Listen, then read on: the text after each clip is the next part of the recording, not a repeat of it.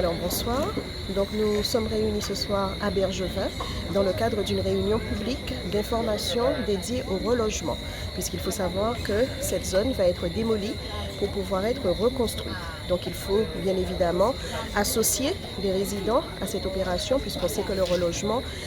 constitue quand même un bouleversement dans la vie de ces personnes. Donc il faut les rassurer, leur expliquer comment les choses vont se passer et surtout leur dire que les choses ne se feront pas sans elles, puisque ces personnes seront les premières actrices, j'ai envie de dire, de cette opération de relogement, puisqu'il y aura des enquêtes qui vont être menées par le bailleur social, enquêtes auxquelles elles seront associées et elles devront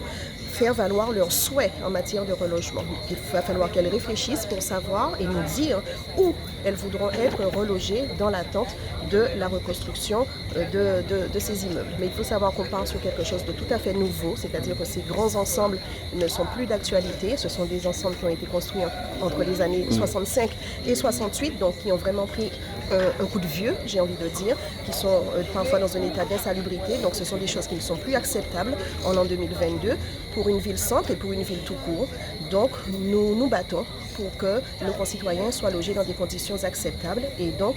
les immeubles qui vont remplacer donc, ces bâtiments